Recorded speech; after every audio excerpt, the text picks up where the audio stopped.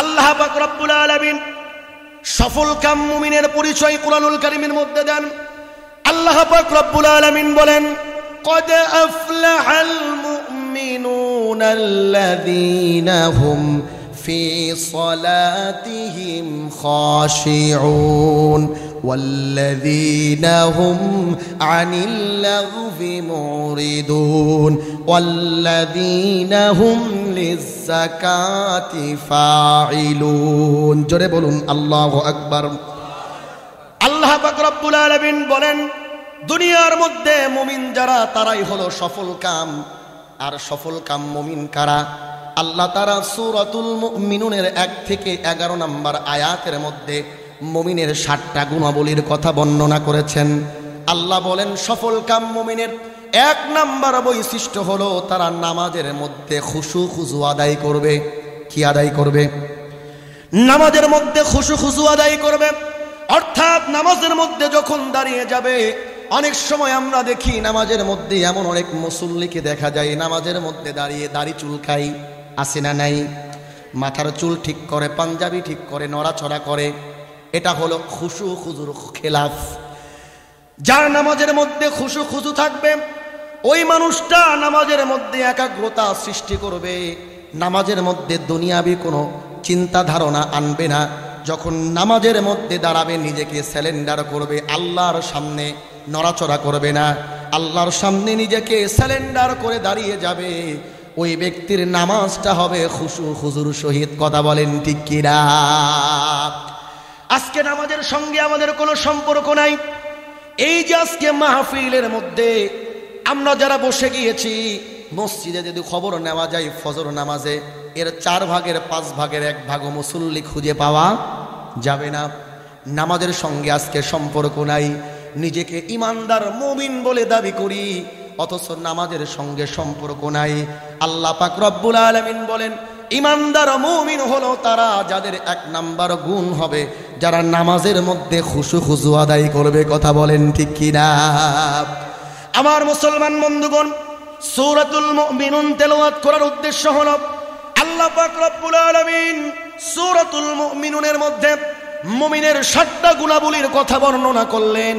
7টা গুণ বর্ণনা করতে গিয়ে সর্বপ্রথম গুণের কথা আল্লাহ বললেন, যারা মুমিন হবে তাদের 1 নাম্বার গুণ হবে নামাজের মধ্যে খুশু খুজু আদায় করবে। আবার 7 নাম্বার গুণ বর্ণনা করতে গিয়ে আল্লাহ বলেন, যারা সফল কাম মুমিন তাদের 7 নাম্বার গুণ হবে তারা নামাজের ব্যাপারে যত্নশীল হবে। বলেন সুবহানাল্লাহ। আল্লাহ তাআলা সফল কাম মুমিনের গুণাবলী বর্ণনা করতে গিয়ে 7টা গুণাবলীর কথা বললেন, তার মধ্যে 2টা গুণ বললেন নামাজ সম্পর্কে। একজন সফল কাম মুমিনের সর্বপ্রথম গুণ হলো সে নামাজের ব্যাপারে যত্নবান হবে। একজন মুমিনের সর্বশেষ গুণ হলো সে নামাজের ব্যাপারে যত্নবান হবে।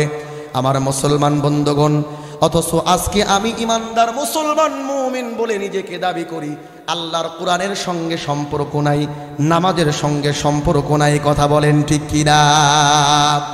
অথচ আল্লাহ পাক রব্বুল আলামিন কাল কিয়ামতের ময়দানে সর্বপ্রথম বান্দার নামাজের হিসাব নেবেন। বিশ্বনবী বলেন, আউয়ালু মা ইউহাসাবু বিহিল আবদু ইয়াউমাল কিয়ামাতিস সালাহ।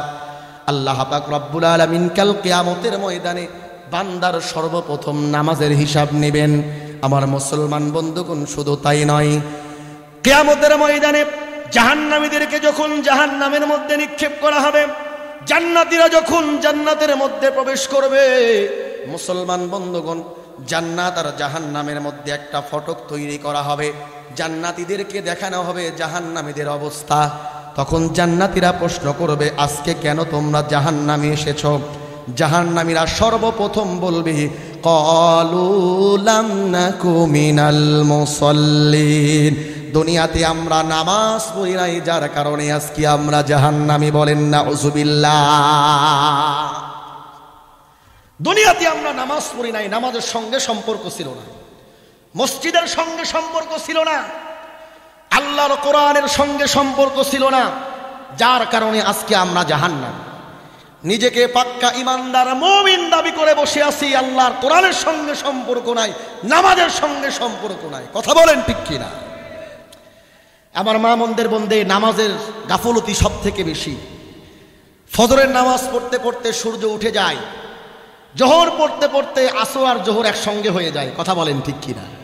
আমি আমার মা বোনদেরকে বলবো, যদি চান যে সংসারের মধ্যে সুখ শান্তি ফিরে আসুক, আমার স্বামীর আয় রোজগারের মধ্যে বরকত হোক, তাহলে নামাজের ব্যাপারে যত্নবান হন। কথা বলেন ঠিক কিনা? ফেরেশতাদের মধ্য থেকে আল্লাহর এমন কিছু রহমতের ফেরেশতা আছে যাদের কাজ হলো আল্লাহর জমিনের মধ্যে বিচরণ করতে থাকা আর খুঁজতে থাকা।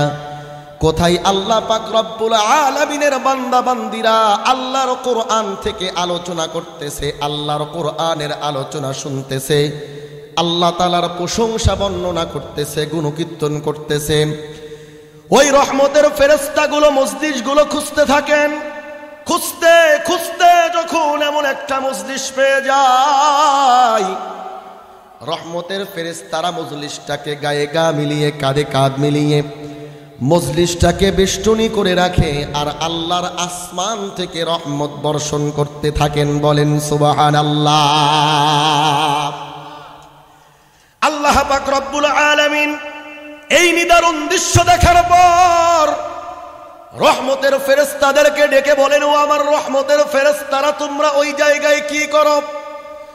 রহমতের ফেরেশতারা বলেন, রব্বুল আলামিন আপনার কিছু বান্দা বান্দিরা আপনার কোরআন থেকে আলোচনা করতেছে, কোরআনের আলোচনা শুনতেছে, আপনার নামের প্রশংসা বর্ণনা করতেছে, গুণকীর্তন করতেছে, যার কারণে আমরা মজলিসটাকে গায়ে গা মিলিয়ে কাঁধে কাঁধ মিলিয়ে মজলিসটাকে বেষ্টনী করে রেখেছি, আর আপনার আসমান থেকে রহমত বর্ষণ করতেছি। বলেন সুবহানাল্লাহ। মুসলমান ভাইরারি আমার খুব ভালো করে বোঝার জন্য চেষ্টা করবেন। আল্লাহ পাক রব্বুল আলামিন ফেরেশতাদেরকে ডেকে বলেন, ও আমার রহমতের ফেরেশতারা, আমি আল্লাহ তাআলা জানতে চাই আমার যেই সমস্ত বান্দা বান্দিরা আমি আল্লাহর প্রশংসা বর্ণনা করে, গুণকীর্তন করে, আমি আল্লাহর কোরআন থেকে আলোচনা করে আর কোরআনের আলোচনা শুনে, আমার ওই সমস্ত বান্দা বান্দিরা আমি আল্লাহ তাআলাকে দেখেছে নাকি? ফেরেশতারা বলেন, রব্বুল আলামিন আপনার এই সমস্ত বান্দা বান্দিরা তো আপনি আল্লাহকে দেখে নাই। আল্লাহ তাআলা আবারও প্রশ্ন করেন, তাহলে কি আমার এই সমস্ত বান্দা বান্দিরা আমি আল্লাহর জান্নাত দেখেছে নাকি? রহমতের ফেরেশতারা বলেন, রব্বুল আলামিন আপনার এই সমস্ত বান্দা বান্দিরা আপনার জান্নাতও দেখে নাই। আল্লাহ তাআলা আবারও প্রশ্ন করেন, ও আমার রহমতের ফেরেশতারা, তাহলে আমি আল্লাহ তাআলা জানতে চাই আমার এই সমস্ত বান্দা বান্দিরা আমি আল্লাহ তাআলার জাহান্নাম দেখেছে নাকি? ফেরেশতারা বলেন, রব্বুল আলামিন আপনার এই সমস্ত বান্দা বান্দিরা আপনার জাহান্নামও দেখে নাই।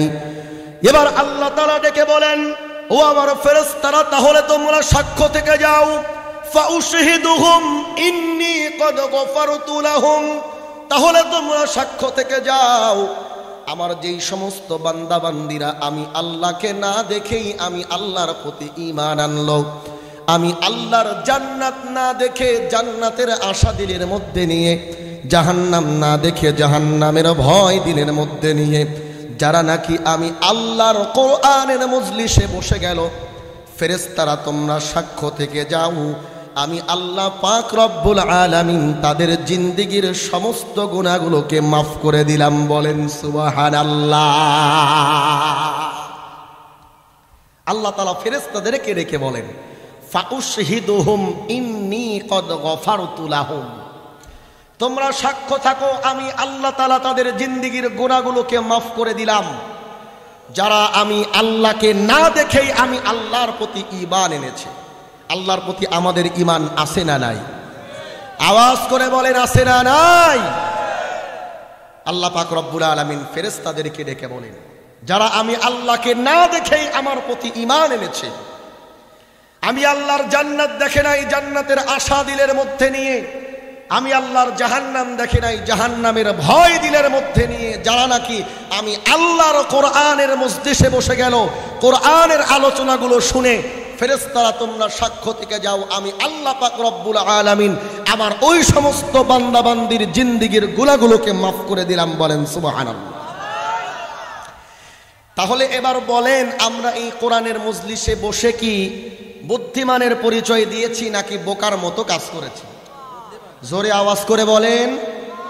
এই এলাকার মধ্যে যারা আজকে এই কোরআনের মজলিসে বসে কোরআনের আলোচনা এখনো পর্যন্ত শুনতেছে, এদের চাইতে বড় বুদ্ধিমান দুনিয়াতে আর কেউ হতে পারে না। কথা বলেন ঠিক কিনা? অনেকেই আছে চিন্তা করতেছে যে হুজুরের আলোচনা তো লেপের মধ্যে কাঁথার মধ্যে শুয়ে শুয়েই শোনা যায়, এত কষ্ট করে সামিয়ানার নিচে ঠান্ডার মধ্যে বসে আলোচনা শোনার কি দরকার আছে? আবার অনেকেই দেখবেন চায়ের দোকানে আড্ডার মধ্যে আছে, চিন্তা করতেছে যে টিভি দেখাও হচ্ছে আবার ওয়াজও শোনা হচ্ছে। কথা বলেন ঠিক কিনা? বলেন তো দেখি, তারা কি আল্লাহর নবী যেই দুইটা পুরস্কারের ঘোষণা দিয়েছেন এই দুইটা পুরস্কার পাবে? জোরে বলেন, পাবে? পাবে। মুহতারাম হাজিরিন, আল্লাহ পাক রব্বুল আলামিন আমাদের উপরে দয়া করেছেন, মায়া করেছেন, করুণা করেছেন বিধায় আজ এই কোরআনের মজলিসে জান্নাতের বাগানের মধ্যে বসার সুযোগ আমাদের হয়েছে। কথা বলেন ঠিক কিনা? আল্লাহ পাক রব্বুল আলামিন অসংখ্য অগণিত নিয়ামত আমাদেরকে দান করেছেন, নিয়ামত দ্বারা ভরপুর করে রেখেছেন। এই নিয়ামতের শুকরিয়া আমি আপনি যদি কিয়ামত পর্যন্ত আদায় করি, এরপরেও নিয়ামতের শুকরিয়া আদায় করে শেষ করা সম্ভব হবে না। আল্লাহ পাক রব্বুল আলামিন কোরআনুল কারীমের 14 নম্বর সূরা সূরাতু ইব্রাহিমের 34 নম্বর আয়াতের মধ্যে আল্লাহ পাক রব্বুল আলামিন এই সম্পর্কে বলেন, ওয়া ইন তাউদ্দু নি'মাতাল্লাহি লা তুহসুহা ওয়া ইন তাউদ্দু নি'মাতাল্লাহি লা তুহসুহা ইন্নাল ইনসানা লাযালুমুন কাফফার। জোরে বলুন আল্লাহু আকবার।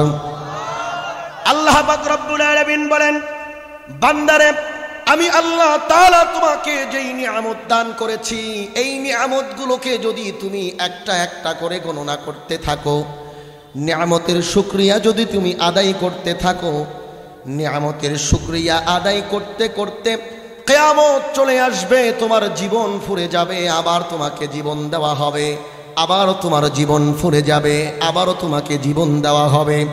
এভাবে হাজারটা জীবন যদি তোমাকে দেওয়া হয়, তারপরেও আমি আল্লাহর নিয়ামতের শুকরিয়া আদায় করে শেষ করতে পারবে না।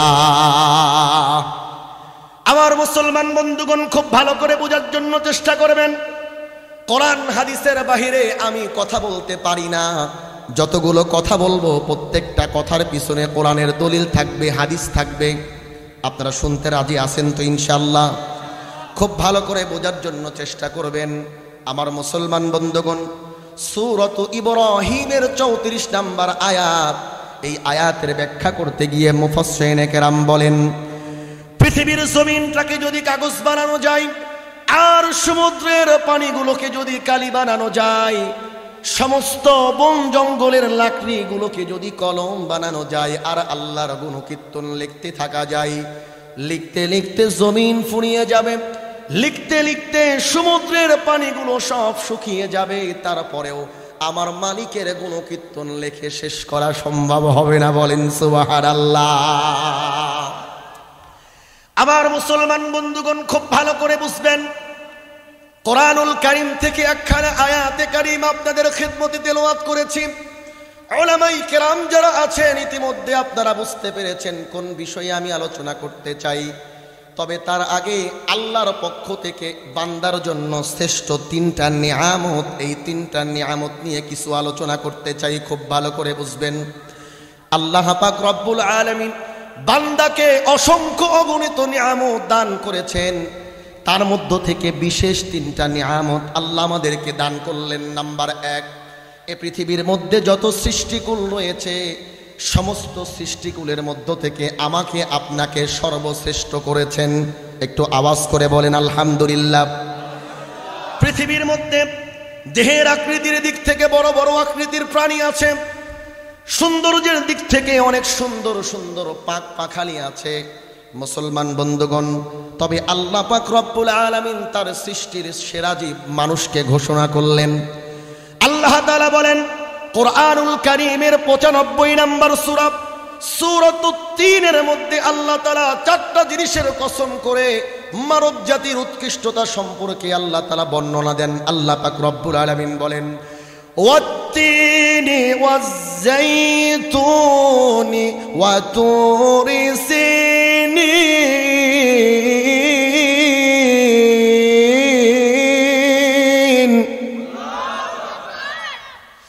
ওয়া হাযাল বালাদিল আমিন।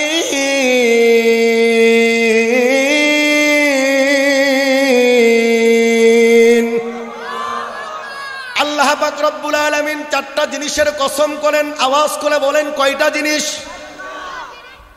চারটা জিনিসের কসম করে আল্লাহ পাক রব্বুল আলামিন বলতেছেন। আল্লাহ বলেন, 3 ফলের কসম, জাইতুনের কসম, অতুরি সিনিন সিনাই পর্বতের কসম, ওয়াহাদাল বালাদিল আমিন ওই নিরাপদ শহরের কসম, যেই নিরাপদ শহরে আমি আল্লাহ পাক রব্বুল আলামিন আমার পবিত্র কাবাকে আমি তৈরি করেছি। ওই নিরাপদ শহরের কসম, যেই শহরের মধ্যে আমি আল্লাহ পাক রব্বুল আলামিন আমার পবিত্র কালামুল্লাহকে আমি আল্লাহ তাআলা নাজিল করলাম। ওই পবিত্র নগরীর কসম, যেই নগরীতে আমি আল্লাহ পাক রব্বুল আলামিন আমার পিয়ারা হাবিব মুহাম্মাদুর রাসূলুল্লাহ সাল্লাল্লাহু আলাইহি ওয়াসাল্লামকে প্রেরণ করলাম। এই চারটা জিনিসের কসম করে আল্লাহ পাক রব্বুল আলামিন বলতেছেন, লাকাদ খালাকনাল ইনসানা ফি আহসানি তাকওয়িম। বলেন আল্লাহু আকবার। আল্লাহ পাক রব্বুল আলামিন বলেন, আমি মানুষকে সব থেকে উত্তম অবয়ব দ্বারা সৃষ্টি করেছি। বলেন সুবহানাল্লাহ। আমার মুসলমান বন্ধুগণ, খুব ভালো করে বোঝার জন্য চেষ্টা করবেন। আমার আলোচনাগুলো মনোযোগ সহকারে না শুনলে পরে আলোচনার আগামাথা কিছু বুঝতে পারবেন না। খুব ভালো করে বুঝবেন। আল্লাহ পাক রব্বুল আলামিন কোরআনুল কারীমের 95 নম্বর সূরা সূরাতুত তিনের মধ্যে মানব জাতিকে সর্ব উৎকৃষ্ট বললেন। তবে মানুষ ততক্ষণ পর্যন্ত সুন্দর, ততক্ষণ পর্যন্ত সর্ব উৎকৃষ্ট, যতক্ষণ পর্যন্ত সে তার সৃষ্টিকর্তা রবকে রব বলে স্বীকার করে। কথা বলেন ঠিক কিনা? আল্লাহর নিয়ামত পাওয়ার পরে মানুষ যতক্ষণ পর্যন্ত নিয়ামতের শুকরিয়া আদায় করে ততক্ষণ পর্যন্ত মানুষ সুন্দর। আল্লাহর নিয়ামত পাওয়ার পরে যেই মানুষ নিয়ামতের শুকরিয়া আদায় করে না, সে কখনো উৎকৃষ্ট মানুষ হতে পারবে না। আল্লাহ তাআলা বর্ণনা দেন, ওয়ালাকাদ যারানা লিজাহান্নামা কাসীরাম মিনাল জিন্নি ওয়াল ইনস লাহুম কুলুবুন লা ইয়াফকাহুনা বিহা ওয়া লাহুম আ'য়ুনুন লা ইউবসিরুনা বিহা ওয়া লাহুম আযানুন লা ইয়াসমাউনা বিহা উলাইকা কাল আনআমি বাল হুম আযাল উলাইকা হুমুল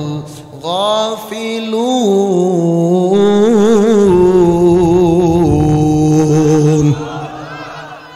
আল্লাহ পাক রব্বুল আলামিন বলেন, মানুষরে আমি তোমাকে অন্তর দিলাম, এই অন্তর দ্বারা উপলব্ধি করবে, অন্তর দ্বারা চিন্তা ভাবনা করে আমি রবকে তোমরা খুঁজে বের করবে, আমি রবকে তোমরা রব মানবে। আমি আল্লাহ তোমাদেরকে চক্ষু দিলাম, চক্ষু দ্বারা আমি আল্লাহর নিদর্শনগুলো দেখবে। তোমার মাথার উপরে আমি আল্লাহ পাক রব্বুল আলামিন খুঁটিবিহীন কি সুন্দর ছাদকে তোমার মাথার উপরে আমি আল্লাহ তাআলা দিয়ে দিয়েছি। চলার জন্য জমিনটাকে তোমার চলার জন্য রাস্তা বানিয়ে দিয়েছি। জমিনটাকে স্থির রাখার জন্য পেরেক স্বরূপ আমি আল্লাহ তাআলা বিশাল বড় বড় পাহাড় দিয়ে দিলাম। আল্লাহু আকবার বলেন। মুফাসসিরিনে কেরাম আয়াতের ব্যাখ্যা করতে গিয়ে বলেন, পেরেক যেমন ভাবে তার মাথার যেই অংশটা থাকে, পেরেকের যেই উপরের যেই ছাউনিটা থাকে, সেটা কিন্তু একেবারে ছোট। কথা বলেন ঠিক কিনা? ওই ছাউনির নিচের অংশটা ওই ছাউনি থেকে কমপক্ষে 10 থেকে 15-20 গুণ বেশি বড় থাকে। কথা বলেন ঠিক কিনা? মুফাসসিরিনে কেরাম এই আয়াতের ব্যাখ্যা করতে গিয়ে বলে, আল্লাহ পাক রব্বুল আলামিন যেই পাহাড়কে পেরেক স্বরূপ আল্লাহ তাআলা জমিনের মধ্যে রেখেছেন, পাহাড়ের এই উপরের অংশ যেটা আমরা দেখতে পাই এটা হলো পেরেকের উপরের যেই ছাতির মতো থাকে এইটা। তার মানে যেই পাহাড়কে আল্লাহ তাআলা জমিনকে নিয়ন্ত্রণ করার জন্য, জমিনের ভারসাম্য ঠিক রাখার জন্য আল্লাহ যেই পেরেক স্বরূপ পাহাড়গুলোকে দিয়েছেন, উপরে আমরা যতটুকু দেখি তার চাইতে 15 থেকে 20 গুণ তার নিচে আল্লাহ তাআলা ঘিরে রেখেছেন। বলেন সুবহানাল্লাহ। আবার মুসলমান বন্ধুগণ খুব ভালো করে বুঝবেন, লম্বা কোনো আলোচনা আমি করব না, অল্প সময় আমি আপনাদেরকে ছেড়ে দেব। যতটুকু আলোচনা করব মনোযোগ সহকারে আপনাদেরকে শুনতে হবে। রাজি আছেন তো ইনশাআল্লাহ? মুসলমান বন্ধুগণ, আল্লাহ তাআলা বলেন, বান্দারে দেখার জন্য আমি আল্লাহ তোমাকে চোখ দিলাম, শোনার জন্য কান দিলাম। এক কান দিয়ে শুনি আর এক কান দিয়ে বের করে দিলে। নামাজের কথা মসজিদের ইমাম সাহেব কতবার বলল, এক কান দিয়ে ঢুকি আর এক কান দিয়ে বের করে দিলে। রোজার জন্য ইমাম সাহেব কতবার তোমাকে নসিহত করল। তোমার এলাকার মধ্যে প্রতি বছরে কত মাহফিল হয়, বক্তারা এসে তোমাকে দ্বীনের উপরে চলার জন্য বলে, এক কান দিয়ে ঢুকি অন্য কান দিয়ে বের করে দিলে। বান্দারে এই যে নিয়ামত আমি আল্লাহ দিলাম, নিয়ামতের শুকরিয়া আদায় করলে না। আল্লাহ তাআলা বলেন, এই মানুষগুলো হলো উলাইকা কাল আনআম বাল হুম আদল, তারা 4 পায়ে জানোয়ার ও কুকুর শুকুরের চাইতেও নিকৃষ্ট। বলেন নাউযুবিল্লাহ। যারা আল্লাহর নিদর্শনগুলো দেখে আল্লাহকে খুঁজে বের করে না, আল্লাহকে রব বলে স্বীকার করে না, আল্লাহকে রব বলে মানে না, আল্লাহ তাআলা বলেন এরা দেখতে মানুষের মতো মনে হলেও মূলত এরা মানুষ না, 4 পায়ে জানোয়ার কুকুর শুকুরের চাইতেও নিকৃষ্ট। ঘোষণাকার আওয়াজ করে বলেন ঘোষণাকার। আমার মুসলমান বন্ধুগণ, আল্লাহ পাক রব্বুল আলামিন আমাদেরকে যেই নিয়ামতগুলো দান করেছেন তার মধ্য থেকে অন্যতম একটা নিয়ামত হলো আল্লাহ আমাদেরকে সর্বশ্রেষ্ঠ করে দুনিয়ার বুকে পাঠিয়েছেন। সুতরাং এই শ্রেষ্ঠত্ব যদি ধরে রাখতে চাই, সর্বপ্রথম আল্লাহকে রব বলে স্বীকার করতে হবে, আর দৈনিক 5 ওয়াক্ত আল্লাহর পায়ে সেজদা করতে হবে। তবেই গা ওই মানুষটা উৎকৃষ্ট মানুষ। কথা বলেন ঠিক কিনা? 2 নম্বর নিয়ামত আল্লাহ পাক রব্বুল আলামিন আমাদেরকে দান করেছেন, শেষ নবীর শ্রেষ্ঠ উম্মত বানিয়েছেন। বলেন আল্লাহু আকবার। আল্লাহ পাক রব্বুল আলামিন বলেন, কুনতুম খায়রা উম্মাতিন উখরিজাত লিন-নাসি তা'মুরুনা বিল মা'রুফি ওয়া তানহাউনা আনিল মুনকার। জোরে বলুন আল্লাহু আকবার। আল্লাহ পাক রব্বুল আলামিন বলেন, তোমরাই হলো সর্ব উৎকৃষ্ট সর্ব উত্তম উম্মত। আমি আল্লাহ তাআলা তোমাদেরকে মানুষের কল্যাণের জন্য সৃষ্টি করেছি, কল্যাণের জন্য বের করেছি। তবে হ্যাঁ, তখনই তোমরা সর্ব উৎকৃষ্ট উম্মত হতে পারবে যখন একটা গুণ তোমরা অর্জন করতে পারবে, তা'মুরুনা বিল মা'রুফ ওয়া তানহাউনা আনিল মুনকার। মানুষকে সৎ রাস্তায় ডাকবে আর অসৎ থেকে নিষেধ করবে। এই ছোট্ট একটা গুণ যদি তোমরা অর্জন করতে পারো, তাহলে তোমরা সর্বশ্রেষ্ঠ নবীর সর্বশ্রেষ্ঠ উম্মত হতে পারবে। আমার মুসলমান বন্ধুগণ, শেষ নবীর উম্মতকে আল্লাহ তাআলা কেমন মর্যাদাপূর্ণ করেছেন খুব ভালো করে বুঝবেন। একটা হাদিস দিয়ে আমি আপনাদেরকে বোঝানোর জন্য চেষ্টা করব।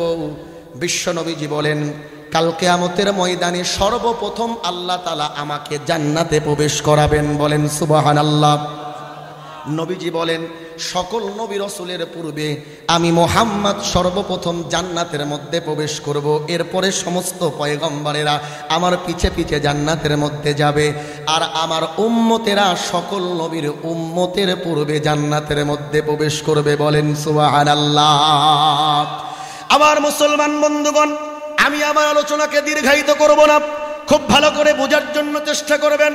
3 নম্বরে আল্লাহ পাক রব্বুল আলামিন যেই নিয়ামত আমাদেরকে দান করেছেন সেটা হলো আল্লাহ তাআলা আমাদেরকে সর্বশ্রেষ্ঠ কিতাব কোরআনুল কারীম দান করেছেন। বলেন সুবহানাল্লাহ। মুসলমান বন্ধুগণ, কোরআন এমন একটা কিতাব, এই কোরআনের সঙ্গে যার সম্পর্ক হয়ে যায়, কোরআনের সংস্পর্শে যে চলে আসে, আল্লাহ তাআলা ওই মানুষটাকেই পৃথিবীর সবথেকে দামি বানায়া দেন। বলেন সুবহানাল্লাহ। গেলে অনেক সময়ের প্রয়োজন। তিনটা নিয়ামতের উপরে যদি আলোচনা করতে যাই অনেক সময়ের প্রয়োজন, শেষ করতে পারবো না। আমি শুধু আপনাদেরকে একটু ধারণা দেওয়ার চেষ্টা করলাম যে আল্লাহ আমাদেরকে যে নিয়ামতগুলো দান করেছেন, এই নিয়ামতের শুকরিয়া আমি আপনি কতটুকু অর্জন করতে পেরেছি, আল্লাহর কোরআনের সঙ্গে আজকে আমাদের সম্পর্ক কতটুকু, আল্লাহর কোরআনের সঙ্গে কতটুকু বন্ধুত্ব করতে পেরেছি। কোরআনের সঙ্গে সম্পর্ক নাই, সম্পর্ক দুনিয়ার সাথে। কথা বলেন ঠিক কি না? দুনিয়ার পিছনে আমরা সফলতা খুঁজি, মনে করি দুনিয়াতে বড় ব্যবসায়িক হতে পারলে পরে, জায়গা জমির মালিক হতে পারলে পরে, বড় অফিসার হতে পারলে পরে, ডক্টর ইঞ্জিনিয়ার হতে পারলে এটাই আমার সফলতা। এজন্য রাত দিনকে আমি একাকার করেছি দুনিয়ার পিছনে। কথা বলেন ঠিক কি না? আবার মুসলমান বন্ধুগণ খুব ভালো করে বুঝবেন, অথচ আল্লাহ পাক রব্বুল আলামিন বলেন দুনিয়াতে যারা অর্থ করি, সহায় সম্পত্তি, ক্ষমতার মালিক হয়েছে, জায়গা জমির মালিক হয়েছে, আল্লাহ তাআলা তাদেরকে সফল কাম বলেন নাই। আল্লাহ বলেন সফল কাম হলো তারা দুনিয়াতে ঈমান অর্জন করেছে যারা। কথা বলেন ঠিক কি না? আল্লাহ পাক রব্বুল আলামিন সফল কাম মুমিনের পরিচয় কুরআনুল কারীমের মধ্যে দেন। আল্লাহ পাক রব্বুল আলামিন বলেন قد أفلح المؤمنون الذين هم في صلاتهم خاشعون والذين هم عن اللغو معرضون والذين هم للزكاة فاعلون জোরে বলুন আল্লাহু আকবার। আল্লাহ পাক রব্বুল আলামিন বলেন দুনিয়ার মধ্যে মুমিন যারা তারাই হলো সফল কাম। আর সফল কাম মুমিন কারা? আল্লাহ তাআলা সূরাতুল মুমিনুনের 1 থেকে 11 নম্বর আয়াতের মধ্যে মুমিনের 7টা গুণাবলীর কথা বর্ণনা করেছেন। আল্লাহ বলেন সফল কাম মুমিনের 1 নম্বর বৈশিষ্ট্য হলো তারা নামাজের মধ্যে খুশু খুজু আদায় করবে। কি আদায় করবে? নামাজের মধ্যে খুশু খুজু আদায় করবে। অর্থাৎ নামাজের মধ্যে যখন দাঁড়িয়ে যাবে, অনেক সময় আমরা দেখি নামাজের মধ্যে এমন অনেক মুসল্লিকে দেখা যায় নামাজের মধ্যে দাঁড়িয়ে দাড়ি চুলকাই, আছে না নাই? মাথার চুল ঠিক করে, পাঞ্জাবি ঠিক করে, নড়াচড়া করে। এটা হলো খুশু খুজুর খেলাফ। যার নামাজের মধ্যে খুশু খুজু থাকবে ওই মানুষটা নামাজের মধ্যে একাগ্রতা সৃষ্টি করবে, নামাজের মধ্যে দুনিয়াবি কোনো চিন্তা ধারণা আনবে না। যখন নামাজের মধ্যে দাঁড়াবে নিজেকে স্যালেন্ডার করবে, আল্লাহর সামনে নড়াচড়া করবে না, আল্লাহর সামনে নিজেকে স্যালেন্ডার করে দাঁড়িয়ে যাবে। ওই ব্যক্তির নামাজটা হবে খুশু খুজুর সহিত। কথা বলেন ঠিক কি না? আজকে নামাজের সঙ্গে আমাদের কোনো সম্পর্ক নাই। এই যে আজকে মাহফিলের মধ্যে আমরা যারা বসে গিয়েছি, মসজিদে যদি খবর নেওয়া যায় ফজর নামাজে এর 4 ভাগের 5 ভাগের 1 ভাগ মুসল্লি খুঁজে পাওয়া যাবে না। নামাজের সঙ্গে আজকে সম্পর্ক নাই। নিজেকে ইমানদার মুমিন বলে দাবি করি, অথচ নামাজের সঙ্গে সম্পর্ক নাই। আল্লাহ পাক রব্বুল আলামিন বলেন ইমানদার মুমিন হলো তারা যাদের 1 নাম্বার গুণ হবে যারা নামাজের মধ্যে খুশু খুজু আদায় করবে। কথা বলেন ঠিক কি না?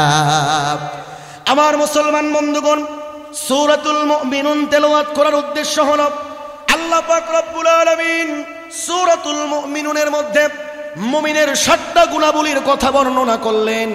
7টা গুণ বর্ণনা করতে গিয়ে সর্বপ্রথম গুণের কথা আল্লাহ বললেন যারা মুমিন হবে তাদের 1 নাম্বার গুণ হবে নামাজের মধ্যে খুশু খুজু আদায় করবে।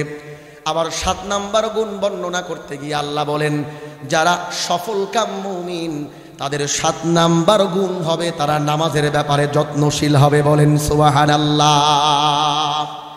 আল্লাহ তাআলা সফল কাম মুমিনের গুণাবলী বর্ণনা করতে গিয়ে 7টা গুণাবলীর কথা বললেন, তার মধ্যে 2টা গুণ বললেন নামাজ সম্পর্কে। একজন সফল কাম মুমিনের সর্বপ্রথম গুণ হলো সে নামাজের ব্যাপারে যত্নবান হবে। একজন মুমিনের সর্বশেষ গুণ হলো সে নামাজের ব্যাপারে যত্নবান হবে। আমার মুসলমান বন্ধুগণ, অথচ আজকে আমি ইমানদার মুসলমান মুমিন বলে নিজেকে দাবি করি, আল্লাহর কোরআনের সঙ্গে সম্পর্ক নাই, নামাজের সঙ্গে সম্পর্ক নাই। কথা বলেন ঠিক কি না? অথচ আল্লাহ পাক রব্বুল আলামিন কাল কিয়ামতের ময়দানে সর্বপ্রথম বান্দার নামাজের হিসাব নেবেন। বিশ্বনবী বলেন, আউয়ালু মা ইউহাসাবু বিহিল আবদু ইয়াউমাল কিয়ামাতিস সালাহ।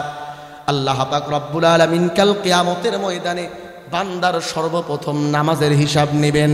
আমার মুসলমান বন্ধুগণ, শুধু তাই নয়, কিয়ামতের ময়দানে জাহান্নামীদেরকে যখন জাহান্নামের মধ্যে নিক্ষেপ করা হবে, জান্নাতীরা যখন জান্নাতের মধ্যে প্রবেশ করবে, মুসলমান বন্ধুগণ, জান্নাত আর জাহান্নামের মধ্যে একটা ফটক তৈরি করা হবে।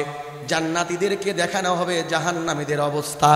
তখন জান্নাতীরা প্রশ্ন করবে, আজকে কেন তোমরা জাহান্নামে এসেছো? জাহান্নামীরা সর্বপ্রথম বলবে, ক্বালু লাম নাকু মিনাল মুসাল্লিন, দুনিয়াতে আমরা নামাজ পড়ি নাই, যার কারণে আজকে আমরা জাহান্নামী। বলেন নাউযুবিল্লাহ। দুনিয়াতে আমরা নামাজ পড়ি নাই, নামাজের সঙ্গে সম্পর্ক ছিল না, মসজিদের সঙ্গে সম্পর্ক ছিল না, আল্লাহর কোরআনের সঙ্গে সম্পর্ক ছিল না, যার কারণে আজকে আমরা জাহান্নামী। নিজেকে পাক্কা ইমানদার মুমিন দাবি করে বসে আছি, আল্লাহর কোরআনের সঙ্গে সম্পর্ক নাই, নামাজের সঙ্গে সম্পর্ক নাই। কথা বলেন ঠিক কিনা? আমার মা মন্দের বন্দে নামাজের গাফলতি সব থেকে বেশি। ফজরের নামাজ পড়তে পড়তে সূর্য উঠে যায়, জোহর পড়তে পড়তে আসর আর জোহর একসঙ্গে হয়ে যায়। কথা বলেন ঠিক কিনা? আমি আমার মা বোনদেরকে বলবো, যদি চান যে সংসারের মধ্যে সুখ শান্তি ফিরে আসুক, আমার স্বামীর আয় রোজগারের মধ্যে বরকত হোক, তাহলে নামাজের ব্যাপারে যত্নবান হন। কথা বলেন ঠিক কিনা? আমার ভাইরা, যে আয়াতে কারিমা আমি আপনাদের খেদমতে তেলাওয়াত করেছি, একেবারে সংক্ষেপে আলোচনা করে শেষ করে দেব। কোরআনুল কারীমের 17 নম্বর সূরা, সূরাতু বানী ইসরাঈলের 23 নম্বর আয়াত। একটু আমার সঙ্গে বলবেন, কোরআনুল কারীমের 17 নম্বর সূরা। বলেন, কোরআনুল কারীমের 17 নম্বর সূরা, সূরাতু বানী ইসরাঈলের 23 নম্বর আয়াতে কারিমা, যেখানে আল্লাহ তাআলা দুইটা হক নিয়ে আলোচনা করেছেন। কয়টা হক? দুইটা হক। একটা হলো বান্দার আর একটা হলো আল্লাহর। আল্লাহর হক হলো যেই ইবাদতগুলো আল্লাহ তাআলা আমাদের উপরে আবশ্যকীয় করেছেন, এটা হলো আল্লাহর হক। যেমন নামাজ, এটা আল্লাহর হকের সঙ্গে সম্পৃক্ত। রমজান মাসের রোজা, এটা আল্লাহর হকের সঙ্গে সম্পৃক্ত। সমস্যা কোন? এরপরে সামর্থ্য থাকলে পরে হজ করা, নিসাব পরিমাণ মালের মালিক হলে যাকাত দেওয়া, এগুলো হলো হকুল্লাহ, আল্লাহর হকের সঙ্গে সম্পৃক্ত। বান্দার হক কাকে বলে? যে হকগুলো বান্দার সঙ্গে সম্পৃক্ত। যেমন আমার পাড়া প্রতিবেশীর আমার উপরে একটা হক আছে। সেটা কি? যদি আমার প্রতিবেশী কেউ অসুস্থ হয়, তাকে দেখতে যাওয়া, বিপদে পড়লে তার পাশে দাঁড়ানো, মারা গেলে পরে জানাজার নামাজে শরীক হওয়া, এটা প্রতিবেশীর হক আমার উপরে। আত্মীয় স্বজনের হক হলো আত্মীয় স্বজনের সঙ্গে সুসম্পর্ক বজায় রাখা, এটা হলো আত্মীয় স্বজনের হক। পিতামাতার হক হলো সন্তানের উপরে, পিতামাতা বৃদ্ধ হয়ে গেলে পিতামাতার খেদমত করা, তাদের সঙ্গে ভালো আচরণ করা, এটা হলো হকুল ইবাদা, বান্দার হকের সঙ্গে সম্পৃক্ত। খুব ভালো করে বোঝার জন্য চেষ্টা করবেন, মূলত আল্লাহ তাআলা এখানে পিতামাতার হক সম্পর্কেই আলোচনা করেছেন। আল্লাহ তাআলা নিজের হকের কথা বলতে গিয়ে পিতামাতার হকের কথা কেন বললেন? খুব ভালো করে বুঝবেন। আল্লাহ নিজের হকের কথা বলতে গিয়ে বান্দার হক, পিতামাতার হকের কথা আলোচনা করেছেন। মুফাসসিরিনে কেরাম বলেন, আল্লাহ তাআলা এটাই বোঝাতে চেয়েছেন যে আমার হকগুলোকে যদি যথার্থভাবে আদায় করতে চাও, তাহলে সর্বপ্রথম তোমরা তোমাদের পিতামাতার হকগুলোকে আদায় করো। কথা বলেন ঠিক কিনা? এজন্য আল্লাহ তাআলা তার নিজের হকের কথা বলতে গিয়ে পিতামাতার হকের কথা বললেন। এজন্যই তো মুফাসসিরিনে কেরাম বলেন, একজন ব্যক্তি বড় আল্লাহওয়ালা, 5 ওয়াক্ত নামাজ, তাহাজ্জুদ গুজারি, কোরআন তেলাওয়াত করে, সারাদিন কোরআন নিয়েই পড়ে থাকে, তাবলীগের কাজ করে, পীর সাহেবের দরবারে গিয়ে পড়ে থাকে, বড় আল্লাহওয়ালা বুজুর্গ ব্যক্তি, ইবাদতের ক্ষেত্রে নবীর সুন্নাহকে অনুসরণ করার ক্ষেত্রে কোনো প্রকার ত্রুটি নাই, কিন্তু বাবার সঙ্গে মায়ের সঙ্গে নাফরমানি করেছে। যত বড় আল্লাহওয়ালা হোক না কেন, আল্লাহর জান্নাত তার নসিব হবে না। বলেন নাউযুবিল্লাহ। মুসলমান ভাইরারি, আমার কথাগুলো দিল দিয়া বুঝবেন। লম্বা চওড়া কোনো আলোচনা আমি করতে চাই না, একেবারে সংক্ষেপে এই একটা বিষয় আপনাদের সম্মুখে উপস্থাপন করেই আমি আমার আলোচনাকে ইতি টানব। খুব ভালো করে বুঝবেন। কোরআনুল কারীমের 17 নম্বর সূরা, সূরাতু বনী ইসরাঈলের 23 নম্বর আয়াতের মধ্যে আল্লাহ পাক রব্বুল আলামিন বর্ণনা দেন। আল্লাহ তাআলা বলেন, ওয়া ক্বাদা রাব্বুকা আল্লা তা'বুদু ইল্লা ইয়্যাহু ওয়া বিল ওয়ালিদাইনি ইহসানা। জোরে বলুন আল্লাহু আকবার। আল্লাহ পাক রব্বুল আলামিন বলেন, আমি আল্লাহর পক্ষ থেকে 1 নম্বরের চূড়ান্ত পর্যায়ের সিদ্ধান্ত হলো তোমরা শুধুমাত্র কেবলমাত্র আমি আল্লাহর ইবাদত করবে। আমি আল্লাহ ছাড়া আর কোনো কিছুকে ইবাদের কাজ হলো আমি আল্লাহর পক্ষ থেকে 2 নম্বরের চূড়ান্ত পর্যায়ের সিদ্ধান্ত হলো তোমরা তোমাদের মা বাবার সঙ্গে ভালো আচরণ করবে। ওয়াবিল ওয়ালিদাইনি ইহসানা, তোমরা তোমাদের মা বাবার প্রতি ইহসান করবে। মুসলমান বন্ধুগণ, কোন প্রক্রিয়ায় কোন পদ্ধতিতে মা বাবার প্রতি ইহসান করতে হবে আল্লাহ পাক রব্বুল আলামিন আয়াতের পরের অংশের মধ্যে বর্ণনা করলেন। আল্লাহ পাক রব্বুল আলামিন বলেন, ইম্মা ইয়াবলুগান্না ইনদাকাল কিবারা আহাদুহুমা আও কিলাহুমা ফালা তাকুল লাহুমা উফফিন ওয়ালা তানহারহুমা ওয়া কুল লাহুমা কাওলান কারীমা। জোরে বলুন আল্লাহু আকবার। আল্লাহ পাক রব্বুল আলামিন বলেন, তোমাদের মা বাবা যখন বৃদ্ধ হয়ে যাবে অথবা তোমাদের মা বাবার মধ্য থেকে কোনো একজন যখন বার্ধক্যে উপনীত হবে, খবরদার খবরদার তোমরা তোমাদের মা বাবার সঙ্গে এমন আচরণ করতে পারবা না যেই আচরণের কারণে তোমাদের মা বাবা দিলের মধ্যে কষ্ট পেয়ে উফ শব্দটা জবান দিয়ে উচ্চারণ করে। অথবা তোমাদের মা বাবা যখন বৃদ্ধ হয়ে যাবে মা বাবার প্রতি বিরক্ত হয়ে তোমরা খবরদার তোমাদের মুখ থেকে জবান থেকে উফ শব্দটা উচ্চারণ করতে পারবা না। তোমরা তোমাদের মা বাবার সঙ্গে ভালো আচরণ করবে। এরপরে তোমরা কি করবে? আল্লাহ পাক রব্বুল আলামিন পরের আয়াতের মধ্যে বলেন, ওয়াখফিদ লাহুমা জানাহাদ-দুল্লি মিনার রাহমাতি ওয়া কুর রাব্বিরহামহুমা কামা রাব্বায়ানি সগীরা। আল্লাহ পাক রব্বুল আলামিন বলেন, তোমরা তোমাদের মা বাবার পদতলে ভালোবাসার ডানাকে বিছায়া দিবে। আর তোমরা তোমাদের মা বাবার জন্য আমি আল্লাহর কাছে দোয়া করবে, রব্বিরহামহুমা কামা রব্বায়ানি সগীরা। হায় আল্লাহ, আমাদের মা বাবা ছোট্টবেলায় আমাদের প্রতি যেমন দয়া আর করুণা করেছেন, দয়া মায়া মুহাব্বত ভালোবাসা দিয়ে আমাদেরকে ছোট্টবেলা থেকে বড় করেছেন, ওগো আল্লাহ আপনিও আমাদের মা বাবার প্রতি অনুরূপ দয়া আর করুণা করুন। বলেন সুবহানাল্লাহ। আমার মুসলমান বন্ধুগণ, খুব ভালো করে বোঝার জন্য চেষ্টা করবেন। আল্লাহ পাক রব্বুল আলামিন সন্তানকে দোয়া শিক্ষা দিলেন, তোমরা তোমাদের মা বাবার জন্য আমি আল্লাহর কাছে দোয়া করবে, রব্বিরহামহুমা কামা রব্বায়ানি সগীরা। তোমরা আমি আল্লাহর কাছে দোয়া করবে, আল্লাহ ছোট্টবেলায় আমাদের মা বাবা আমাদের প্রতি যেমন দয়া আর করুণা করেছেন, আপনিও আমাদের মা বাবার প্রতি অনুরূপ দয়া আর করুণা করুন।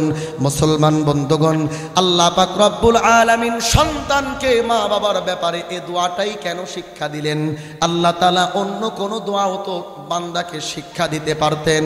মুসলমান বন্ধুগণ, মুফাসসিরিনে কিরাম এই আয়াতের ব্যাখ্যা করতে গিয়ে বলেন, আল্লাহ পাক রব্বুল আলামিন সন্তানকে মা বাবার ব্যাপারে এই দোয়াটা এ কারণেই শিক্ষা দিয়েছেন, কারণ একজন মা আর একজন বাবা ছোট্টবেলা থেকে সন্তানকে মানুষ করতে গিয়ে যেই মায়া মোহাব্বত ভালোবাসা দিয়ে ছোট্টবেলা থেকে বড় করে তোলেন, পৃথিবীর কোনো মানুষ এই মোহাব্বত ভালোবাসার দৃষ্টান্ত রাখতে পারে না। কথা বলেন ঠিক কিনা? আমার মুসলমান বন্ধুগণ, সময় যেহেতু সংক্ষেপ, বিস্তারিত আলোচনা আমি করতে পারছি না। সংক্ষেপে আপনাদেরকে পিতামাতার হক সম্পর্কে বোঝাতে চাই, খুব ভালো করে বুঝবেন। আমার মুসলমান বন্ধুগণ, ছোট্টবেলা থেকে একজন মা আর একজন বাবা সন্তানকে মানুষ করতে গিয়ে কেমন মোহাব্বত ভালোবাসার দৃষ্টান্ত রাখেন, বাস্তব জীবন থেকে কিছু মিসাল দিলে বিষয়টা বোঝা আপনাদের জন্য সহজ হবে।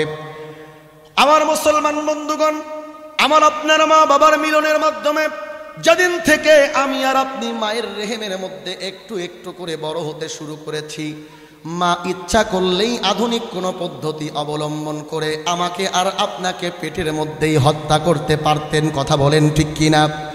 কিন্তু মা তা করলেন না। কষ্ট করে 10 মাস 10 দিন সন্তানকে পেটের মধ্যে ধারণ করলেন। মুসলমান বন্ধুগণ, খুব ভালো করে বোঝার জন্য চেষ্টা করবেন। সন্তানকে পেটের মধ্যে মা রাখতে গিয়ে কতই না কষ্ট সহ্য করলেন। 10 মাস 10 দিন পর্যন্ত মা একটা বেলার জন্য ভালো করে খেতে পারেন নাই। মা যখনই এক লোকমা মুখের কাছে নেন, মায়ের নাকের মধ্যে গন্ধ লাগে, বমি চলে আসে, মা পেট পুরে খেতে পারেন না। কথা বলেন ঠিক কিনা? আমার মুসলমান বন্ধুগণ, 10 মাস 10 দিন পর্যন্ত মা ঠিক মতো খেতে পারলেন না। মায়ের শরীরটা ভেঙে যায়, চেহারাটা নষ্ট হয়ে যায়।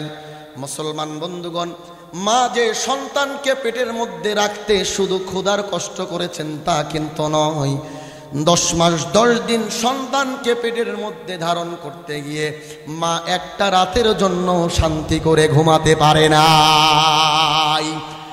মা যখন ডান দিক হয়ে ঘুমাবেন, মা চিন্তা করেন, না জানি ডান দিক হয়ে ঘুমালে আমার কলিজার টুকরার সন্তানটা কোথায় ব্যথা পেয়ে যায়। মা যখন বাঁ দিক হয়ে ঘুমাবেন, মা চিন্তা করেন বাঁ দিক হয়ে ঘুমালে না জানি আমার কলিজার টুকরা সন্তান কোথায় ব্যথা পেয়ে যায়। মা সারা রাত বসে বসে হেঁটে হেঁটে রাত কাটিয়ে দেয়। মুসলমান বন্ধুগণ, অনেক সময় মা রাত্রেবেলা ঘুমের মধ্যে বিভোর, সন্তান এমন করে কলিজার মধ্যে লাথি দিয়েছে, মা চিৎকার দিয়ে বিছানা থেকে লাফায়া দাঁড়িয়ে যায়। কথা বলেন ঠিক কিনা? আমার মুসলমান বন্ধুগণ, খুব ভালো করে বোঝার জন্য চেষ্টা করবেন। শুধু যে সন্তানকে পেটের মধ্যে রাখতেই মাকে কষ্ট করতে হয়েছে তা কিন্তু না। নরমাল ডেলিভারির মাধ্যমে মা যখন সন্তানকে দুনিয়াতে আনবেন, মাকে এতটা কষ্ট সহ্য করতে হয়, পৃথিবীর কোনো মানুষ যেই কষ্টের কথা কল্পনাও ভাবতে পারে না। ডাক্তারবিদ্যা যারা আছেন, চিকিৎসাবিদ যারা আছেন, তারা বলেন একজন সুস্থ মানুষ তার শরীরের মধ্যে সর্বোচ্চ 45 ইউনিট ব্যথা সহ্য করতে পারে। এর বেশি ব্যথা যদি ওই মানুষটার শরীরের মধ্যে দেওয়া যায়, মানুষটা সঙ্গে সঙ্গে মারা যাবে। কিন্তু একজন মা সন্তানকে যখন নরমাল ডেলিভারির মাধ্যমে দুনিয়াতে আনবে, মুসলমান বন্ধুগণ খুব ভালো করে বুঝবেন, চিকিৎসা বিজ্ঞানী যারা আছেন তারা বলেন একজন মা সন্তানকে নরমাল ডেলিভারির মাধ্যমে দুনিয়াতে আনতে মাকে 57 ইউনিটের বেশি ব্যথা সহ্য করতে হয়। যদি কোনো ডাক্তারকে প্রশ্ন করা যায়, ও ভাই ডাক্তার, যেখানে একজন সুস্থ মানুষ তার শরীরের মধ্যে সর্বোচ্চ 45 ইউনিট ব্যথা সহ্য করতে পারে, এর বেশি ব্যথা ওই মানুষটাকে শরীরের মধ্যে দিলে মানুষটা সঙ্গে সঙ্গে মারা যাবে, একজন মা কেমন করে 57 ইউনিট ব্যথা সহ্য করার পরেও সন্তানকে নরমাল ডেলিভারির মাধ্যমে দুনিয়াতে আনার পরেও মা বেঁচে থাকে? ডাক্তার জবানের মধ্যে কোনো অ্যান্সার থাকে না। ডাক্তার শাহাদত আঙ্গুলি আসমানের দিকে তুলে বলে, সৃষ্টিকর্তার কুদরতি ফাইসালা সারা ওই মায়ের দুনিয়াতে বেঁচে থাকার কথা না। বলেন সুবহানাল্লাহ। জীবনের মূল কষ্ট মায়ের প্রসব বেদনা,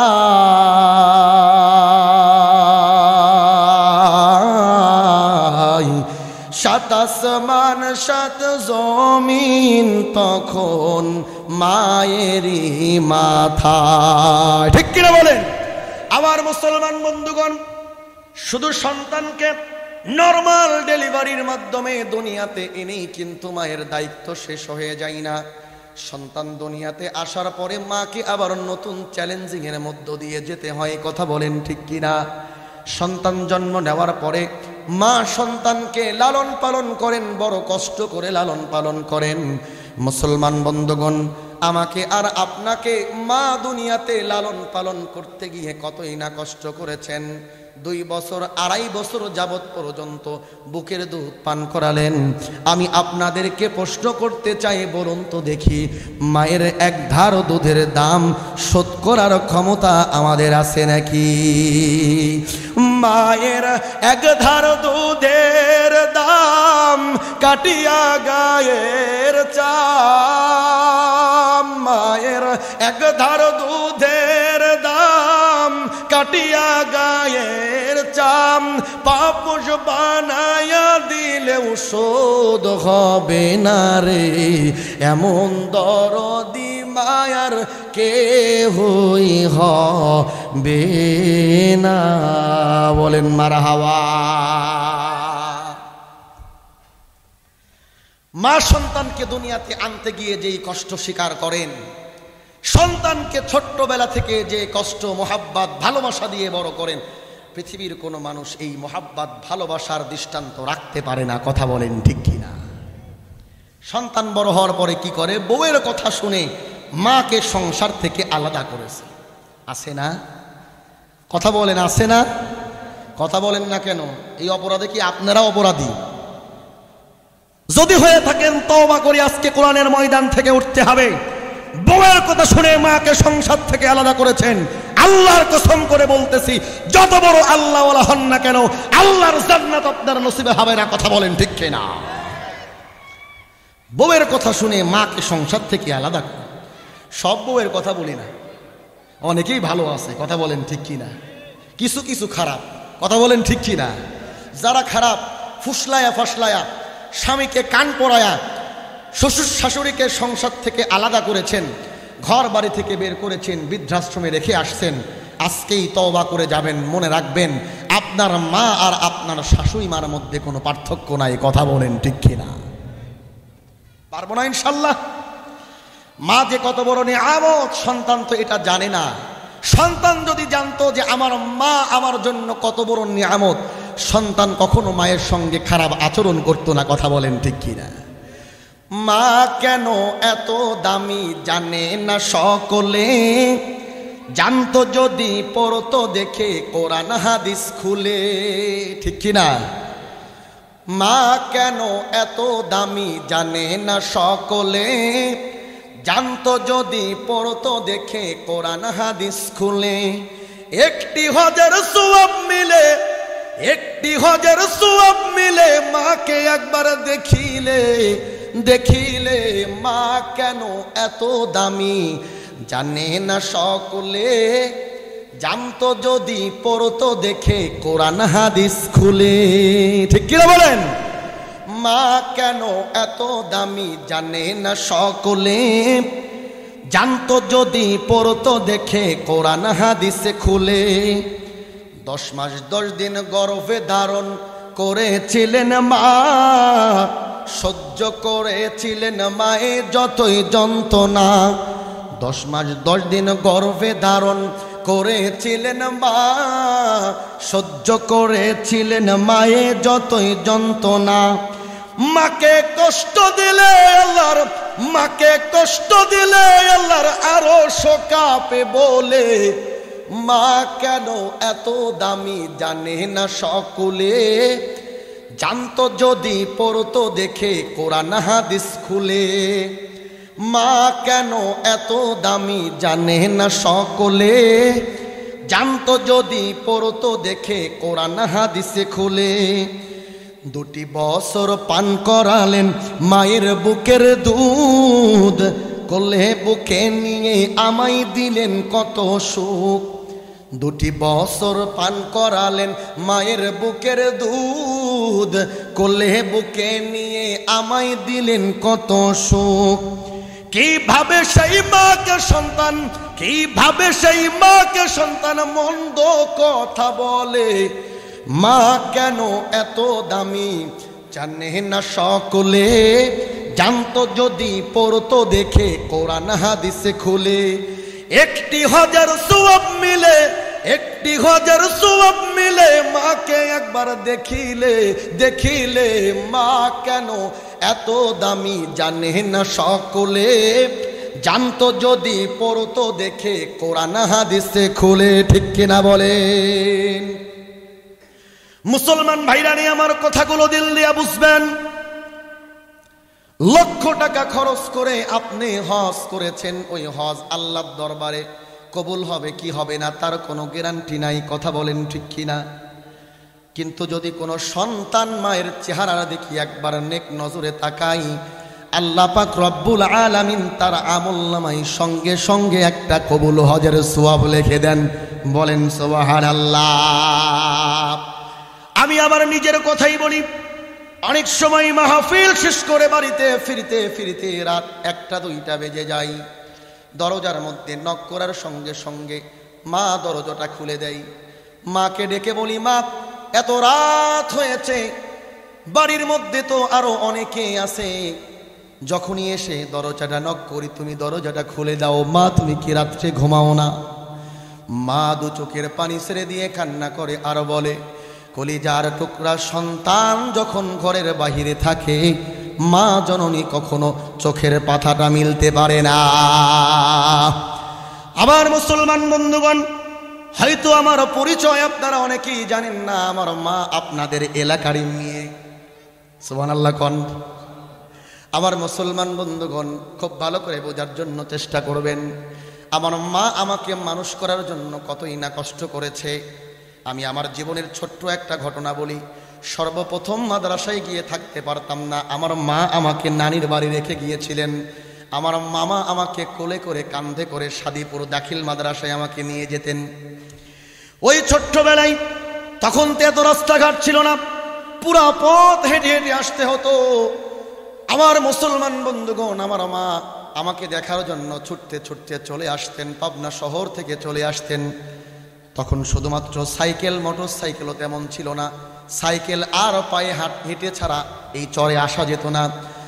কতই না কষ্ট মা করেছেন। মাকে বললাম, মা গো, আপনি কি রাত্রিবেলা ঘুমান না? এত রাত হয়েছে, আপনি এখনো ঘুমান নাই।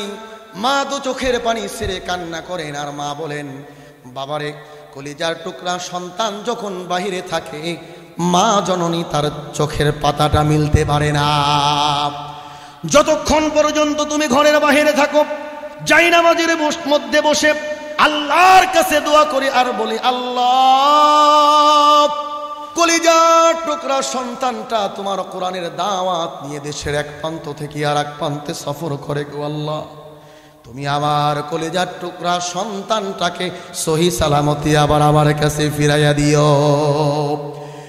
মায়ের চেহারার দিকে ভালোবাসার দৃষ্টি নেই, কপালের মধ্যে চুম্বন এঁকে মাকে ডেকে বলি, মা, তোমার এই হতভাগা সন্তান আজ পর্যন্ত বাইতুল্লাহর সফর করতে পারে নাই, নবীর রওজাটা জিয়ারত করার সৌভাগ্য হয় নাই, কিন্তু আমার আল্লাহ ঘরের মধ্যে যেই বাইতুল্লাহ আমার জন্য রেখে দিয়েছেন, আমার মায়ের চেহারা, আল্লাহু আকবার বলেন। মায়ের চেহারার দিকে তাকাইয়া মাকে ডেকে বলি, মা, তোমার চেহারার দিকে নেক নজর দিলাম। আমার নবী বলেছেন, সন্তান যদি মায়ের চেহারার দিকে নেক নজর দেয়, আল্লাহ তার আমলনামায় সঙ্গে সঙ্গে একটা কবুল হজের সওয়াব লিখে দেন। ওগো মা, দোয়া কবুলের সময় আল্লাহর কাছে দোয়া করো, আমার আল্লাহ যেন আমার আমলনামায় একটা কবুল হজের সওয়াব লিখে দেন। আমার মুসলমান বন্ধুগণ, খুব ভালো করে বোঝার জন্য চেষ্টা করবেন। এজন্য বিশেষ করে যুবক ভাইদেরকে বলবো, খবরদার, মায়ের সঙ্গে খারাপ আচরণ করবেন না। মা যত বড় জালেম হোক না কেন, আপনার উপরে হয়তো জুলুম করেছে, এক সন্তানকে সম্পত্তি একটু বেশি দিয়েছে, আর একজনকে কম দেয়, হয় কি হয় না? অনেক সময় এমনটা হয়ে যায়, যার কারণে সন্তান মায়ের সঙ্গে সম্পর্ক রাখে না, বাবার সঙ্গে সম্পর্ক রাখে না। খবরদার, এটা করা যাবে না, কারণ মায়ের পদতলে হলো সন্তানের জান্নাত। মা যদি সন্তানের প্রতি সন্তুষ্ট থাকে, আল্লাহর জান্নাত তার জন্য ওয়াজিব হয়ে যাবে। আর মা যদি সন্তানের প্রতি কোনো কারণে নারাজ হয়ে যায়, যত বড় আল্লাহওয়ালা ব্যক্তি হোক না কেন, আল্লাহ পাক রব্বুল আলামিন তাকে জান্নাত দিবে না। মায়ের দোয়া যদি আপনার জন্য থাকে, হাত তুলে মাকে দোয়া করতে হবে না। এ বাজান, তোমাকে কি বুঝাই, যাদের মা দুনিয়া থেকে চলে গেছে, চোখের পানিটা ছেড়ে দিয়ে মায়ের কবরের সামনে দাঁড়িয়ে, কবরের পাশে দাঁড়ায়া পশ্চিম দিক হয়ে সূরা ফাতিহাটা পড়বা, সূরা ইখলাস পড়বা, দরুদ শরীফ পড়বা, আর আল্লাহর কাছে হাত তুলে বলবে, আল্লাহ,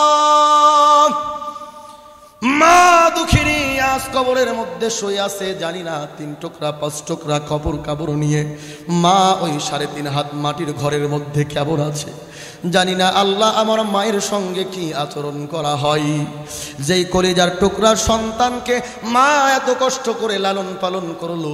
ওগো আল্লাহ, আমি সন্তান মায়ের কবরের পাশে দাঁড়াইয়া তোমার কাছে ভিখারির মতো হাত তুলি গো আল্লাহ, আমার মায়ের জিন্দেগির গুনাহগুলোকে মাফ করে মায়ের কবরটাকে তুমি জান্নাতের বাগান বানাইয়া দিও। আমার যুবক ভাইয়েরা, বাবাজিরা, যাদের মা এখনো দুনিয়াতে বেঁচে আছে, খবরদার খবরদার, মায়ের সঙ্গে খারাপ আচরণ করা যাবে না।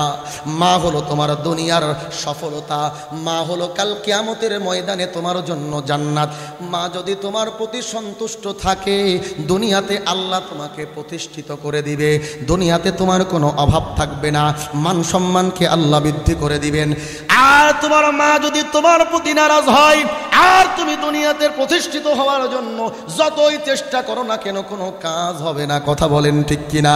মায়ের সামান্য একটা ছোট্ট দোয়াই তোমার ইহকাল পরকালের জন্য যথেষ্ট হয়ে যাবে। কথা বলেন ঠিক কিনা? আমার মুসলমান বন্ধুগণ, বাইজিদ বুস্তামি রহমাতুল্লাহি আলাইহি, আল্লাহ তাআলা জামানার বড় ওলি তাকে বানাইয়া দিয়েছিলেন। ঘটনা বলার মতো সময় আমার হাতে নাই, কারণ বেশি সময় আমি আপনাদের থেকে নিব না, কারণ রাত বেশি হলে ফজরের নামাজে আর কোনো খবর থাকবে না। শুধু এতটুকুই বলি, মা দোয়া করেছিলেন, ওগো আল্লাহ, আমার বাইজিদ আমার পানি নিয়ে আমার পাশেই দাঁড়ায় আছে, সারা রাত মায়ের কষ্ট হবে, মা পানি খাইতে চেয়েছেন, মা বিছানার মধ্যে ঘুমায়া গেছেন। বাইজিদ চিন্তা করে, মা যদি ঘুম ভেঙে দেখে আমার সন্তান পানি আনে নাই, মায়ের দিলের মধ্যে কষ্ট লাগবে। হযরতে বাইজিদ বুস্তামি রহমাতুল্লাহি আলাইহি মায়ের শিহরের মধ্যে দাঁড়িয়ে থাকেন। মা সকালবেলা উঠে দেখে বাইজিদ পাশে দাঁড়ানো। মা ডেকে বলে, বাইজিদ রে, ওই যে সন্ধ্যা রাত্রে তোমার কাছে পানি চেয়েছি, আর তুমি এখন পানি নিয়ে। বাইজিদ বলে, মা, পানি টানতে একটু বিলম্ব হয়, এসে দেখি তুমি ঘুমায়া পড়ছো, যার কারণে এখান থেকে আর নড়ি নাই। চিন্তা করলাম মা যদি জাগ না পেয়ে দেখে বাইজিদ নাই পানি নিয়ে, আমার মা কলিজার মধ্যে কষ্ট পাবে, এই জন্য তোমার শিহরেই দাঁড়িয়ে আছি। আল্লাহর ওলি বাইজিদ বুস্তামি রহমাতুল্লাহি আলাইহির মা আল্লাহর কাছে হাত তুলে দোয়া করে, আল্লাহ, মায়ের প্রতি আমার বাইজিদের যেই মোহাব্বত ভালোবাসা, এর প্রতিদানে তুমি আমার বাইজিদকে জামানার সব থেকে বড় ওলি বানায়া দিও। বলেন সুবহানাল্লাহ। মায়ের দোয়ার কারণে বাইজিদ বুস্তামি রহমাতুল্লাহি আলাইহি জামানার বড় ওলি হয়ে গেলেন। আজ পর্যন্ত সকলেই তাকে চিনে জানে। কথা বলেন ঠিক কিনা? আমার মুসলমান বন্ধুগণ, কি বোঝানোর চেষ্টা আপনাদের করি, খবরদার খবরদার, মায়ের সঙ্গে খারাপ আচরণ করবেন না। দুনিয়া থেকে সকলে একদিন আমরা বিদায় নিয়ে চলে যাব, কেউ দুনিয়াতে থাকার জন্য আসি নাই। এ পৃথিবীতে যেই ধর্মের মানুষ হোক না কেন, যেই কর্মের মানুষ হোক না কেন, কেউ আল্লাহকে বিশ্বাস করে, আবার কেউ বিশ্বাস করে না, কেউ আস্তিক, কেউ নাস্তিক। কথা বলেন ঠিক কিনা? কেউ ইমানদার, কেউ মুনাফিক বেঈমান, কেউ বড়লোক, কেউ ধনী, কেউ গরিব, যেই হোক না কেন, ছোট হোক বড় হোক, যুবক হোক বৃদ্ধ হোক, সকলকে একদিন মৃত্যুর স্বাদ গ্রহণ করতে হবে। কথা বলেন ঠিক কিনা? আল্লাহ পাক রব্বুল আলামিন বলেন, কুল্লু নাফসিন যায়িকাতুল মাউতি ওয়া ইন্নামা তুওয়াফাউনা উজুরাকুম ইয়াওমাল কিয়ামাহ ফামান যুহজিহা আনিন নারি ওয়া উদখিলাল জান্নাতা ফাকাদ ফাজ।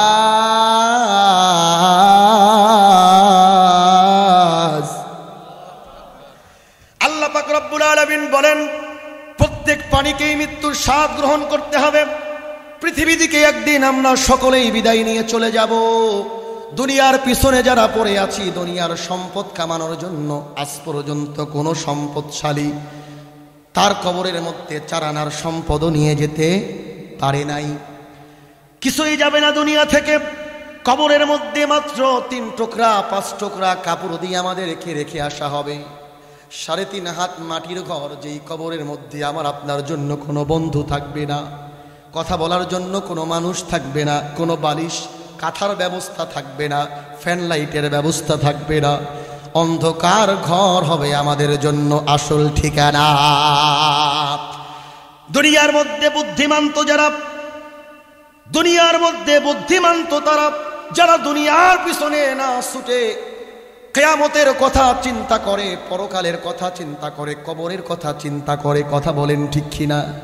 আমার মুসলমান বন্ধুগণ, দুনিয়াতে যারা ভালো কাজ করবে, নামাজ পড়বে, রমজান মাসে রোজা রাখবে, হজ ফরজ হলে হজ করবে, মানুষের সঙ্গে ভালো আচরণ করবে, অন্যায় অবিচার করবে না, জুলুম নির্যাতন করবে না, আল্লাহর ইমানদার মুমিনদের জন্য কবরটা হবে জান্নাতের বাগান।